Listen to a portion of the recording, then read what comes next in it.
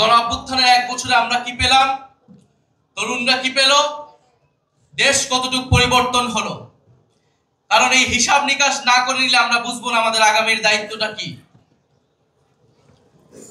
গণ অভ্যুত্থানের 1 বছরে আমাদের আকাঙ্ক্ষা পূরণ হয় নাই। যে নতুন বন্দোবস্তের জন্য আমরা লড়াই করেছিলাম, জীবন দিয়েছিলাম, জীবন দিতে প্রস্তুত ছিলাম, সেই নতুন বন্দোবস্ত, নতুন বাংলাদেশ আমরা পাই নাই। ফলে আমরা সেই সময় থেকে এখন পর্যন্ত বলে এসেছি, এই জন্য আমাদের জুলাই গণ অভ্যুত্থান সমাপ্ত হয় নাই। আমাদের এই লড়াই, তরুণদের এই লড়াই, এই দায়িত্ব সমাপ্ত হয় নাই। আমরা দেখেছি ৭১ পরবর্তী বাংলাদেশে কিভাবে লুটপাট হয়েছে, কিভাবে রক্ষী বাহিনী তৈরি করে গণতন্ত্রকে হত্যা করা হয়েছে, লুটপাট করা হয়েছে, বাকশাল কায়েম করা হয়েছিল। আমরা দেখেছি ৯০-এর গণ অভ্যুত্থানের পরেও যে প্রতিশ্রুতি জনগণকে দেওয়া হয়েছিল, ছাত্র সমাজকে দেওয়া হয়েছিল, সেই প্রতিশ্রুতি রক্ষা করা হয় নাই। ফলে ২৪-এর গণ অভ্যুত্থানকে ব্যর্থ করে দিতে, ২৪-এর গণ অভ্যুত্থানের প্রজন্মকে প্রতারিত করতে সকল ধরনের আয়োজন সম্পন্ন হয়েছে। কিন্তু আমরা বলতে চাই, সমীকরণ এখনই শেষ হয়ে যায় নাই।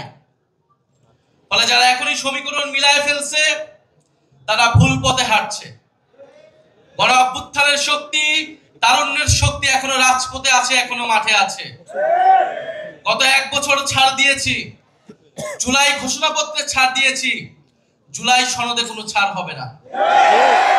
1% ছাড়ও জুলাই সনদে দেওয়া হবে না। যেই মৌলিক সংস্কারের রূপরেখা জনগণের পক্ষ থেকে ঘোষণা করা হয়েছে, যেই মৌলিক সংস্কার, যেই নতুন বন্দোবস্তের কথা আমরা বলেছি, যেখানে গণতন্ত্র নিশ্চিত হবে, স্বৈরাচার আর ফিরে আসতে পারবে না, রাষ্ট্র কাঠামোকে গণতান্ত্রিক হিসেবে গড়ে তুলব, সেই জুলাই সনদে আমরা 1 বিন্দু পরিমাণ ছাড় দিব না। আমরা নির্বাচন চাই। নির্বাচন, গণতন্ত্র, ভোটাধিকারের জন্যই আমাদের লড়াই ছিল। কিন্তু আমরা এর সাথে এও বলেছি, পরিবর্তনের মধ্য দিয়ে বাংলাদেশকে যেতে হবে। বাংলাদেশের এই মুহূর্তে সবচেয়ে বড় সংকট হচ্ছে স্থিতিশীলতা এবং জাতীয় ঐক্য ধরে রাখা। যদি রাজনৈতিক দলগুলো, রাজনৈতিক শক্তিগুলো নিজেদের মধ্যে জাতীয় ঐক্য ধরে রাখতে না পারে, দেশের স্থিতিশীলতা নিশ্চিতে নিজেদের মধ্যে ছাড় দেওয়ার মানসিকতা তৈরি না হয়, ফলে আরেকটি ১-১১ আসবে। কারণ আমরা ইতিহাসে এটাই দেখেছি।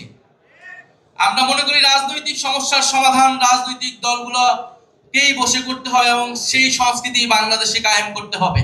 যদি রাজনৈতিক দলগুলো ব্যর্থ হয়, লাভবান হবে ডিজিএফআই, লাভবান হবে অরাজনৈতিক শক্তি, লাভবান হবে বিভিন্ন বৈদেশিক শক্তি।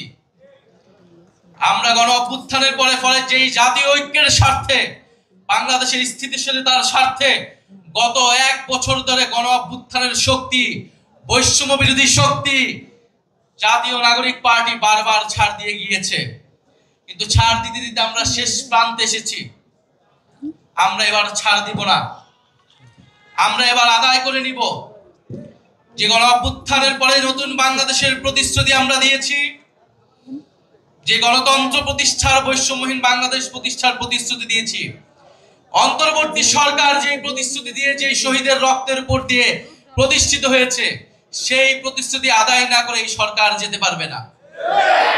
সেই প্রতিশ্রুতি বাস্তবায়ন না হওয়া পর্যন্ত কোন রাজনৈতিক দল ক্ষমতায় আসতে পারবে না। ফলে আমরা এখনো বলবো, আসুন জাতীয় ঐক্যের স্বার্থে, স্থিতিশীলতার স্বার্থে আমরা সেই প্রতিশ্রুতিগুলো একে একে পূরণ করি।